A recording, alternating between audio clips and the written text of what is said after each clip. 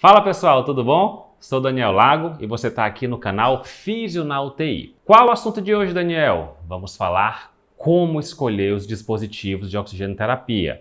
Se você tem dúvida sobre isso, fica ligado no vídeo. Solta a vinheta!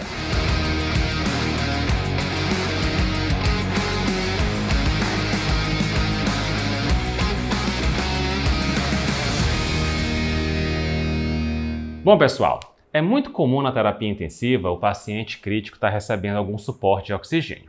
E sempre é uma dúvida que eu recebo muito: qual dispositivo de oxigenoterapia eu escolho para iniciar o suporte para o meu paciente? Vamos sanar sua dúvida hoje aqui nesse vídeo. A gente sabe que existem diversas formas de oferecer a oxigenoterapia para o paciente, muitas, as mais variadas possíveis. Eu costumo classificar os tipos de dispositivos de duas formas: aquele chamado de performance fixa e um outro grupo chamado de performance variável. Já ouviu falar nessa classificação? É isso aí. Performance fixa e performance variável. Qual a diferença? A oferta de oxigênio. Nos dispositivos que têm performance fixa, eu consigo determinar um valor fixo de FO2, ou seja, eu garanto o nível de oxigênio que o paciente vai receber. Naqueles classificados como dispositivos de performance variada, logicamente, como o nome já diz, a FO2 será variável e vai depender do acoplamento ao rosto do paciente, vai depender do fluxo que o paciente está gerando, enfim, são diversos fatores que podem reduzir, alterar a FO2. Performance fixa, performance variável. Primeira coisa, você vai escolher o seu dispositivo de acordo com essas características. Quais são os mais comuns na prática, no nosso dia a dia? Aqueles que nós chamamos de performance variada, os mais comuns são a cânula nasal ou catéter nasal, aquele tipo óculos simplesinho, as máscaras simples, as máscaras de não renalação e de renalação parcial. Todos esses são dispositivos de performance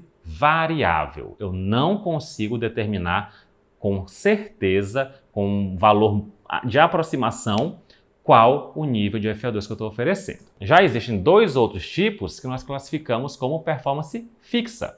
Quais são eles? Aqui, ó, cânula nasal de alto fluxo. Então, com esse dispositivo eu consigo oferecer uma FO2 fixa, e máscara de Venturi.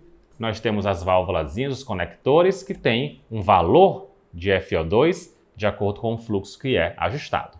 Então, esses dois dispositivos são ditos performance fixa. Todos os outros, performance variável. É claro que a FO2 vai variar entre esses dispositivos. Se eu preciso oferecer ao paciente um nível mais baixo de oxigenação, é um paciente que não tem um desconforto respiratório tão importante, é um paciente que não tem taquipneia, é um paciente que não tem uma alta demanda ventilatória, e a hipoxemia desse indivíduo não é tão grave, claramente eu vou poder utilizar um dispositivo simples. Por exemplo, o catéter nasal, a cânula nasal, em que eu posso oferecer fluxos entre 1 até 5, 6 litros por minuto, e a FO2 vai variar aí de 24% até 40%. Não inventem de fazer aquele cálculozinho de 1 litro acrescenta 4%. Isso não existe, tá certo? Esqueçam isso. Isso inventaram para fazer prova, não para prática clínica. Para o estudo, para a prática clínica, aquele cálculo não vale, beleza? O cateter nasal de alto fluxo, então, oferece FO2 de 24% até em torno de 40%. Lógico, quanto maior o fluxo, maior vai ser FO2. Isso vai depender muitas vezes do fluxo que o paciente gera. Nas máscaras simples, eu posso oferecer até em torno de 10 litros por minuto de oxigênio. Nas máscaras de não renalação, aquelas com reservatório e que não tem válvulas, eu vou oferecer até 10 litros por minuto.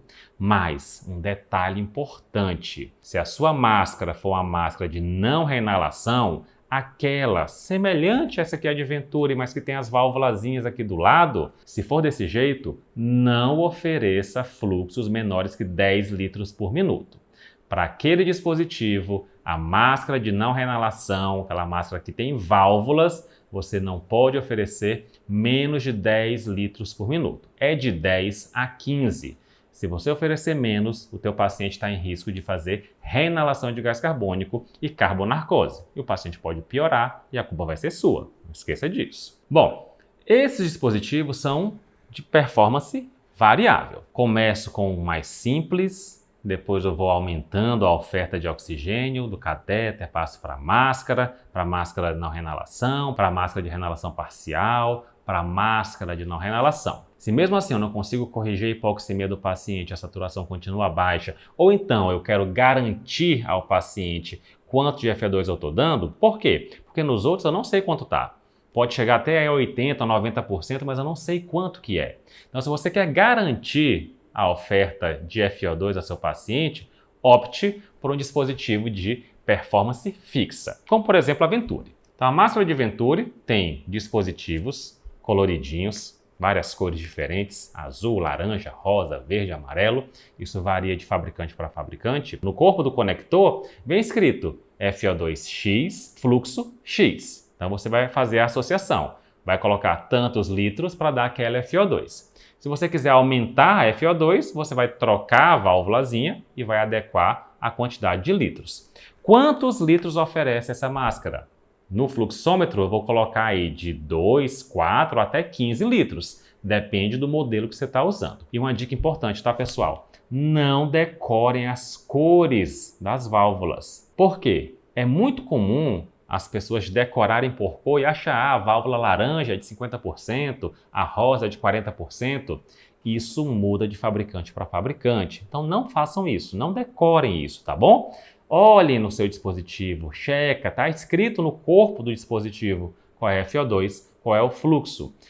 Até mesmo válvulas de mesma cor podem até ter a mesma FO2, mas eu já vi vários modelos com fluxos diferentes. Por exemplo, eu já vi 3 válvulas laranja que todas ofereciam 50%, mas cada uma tinha um fluxo diferente, 10, 12 e 15. Tá bom? Então, tenham cuidado quanto a isso. Sempre chequem no conector qual é a FO2 e qual é o fluxo necessário. O paciente não melhorou, continua hipoxêmico, mesmo você dando o máximo de suporte de oxigênio que você tem disponível, você pode então escalonar, passar para o nível superior e instalar a cânula nasal de alto fluxo. Vantagens do alto fluxo: você consegue dar fluxos muito elevados. Lá no fluxômetro convencional, você dá até 15 litros. Na cânula de alto fluxo, isso chega até 60 litros. Então você vai dar aí de 30 a 60 litros por minuto.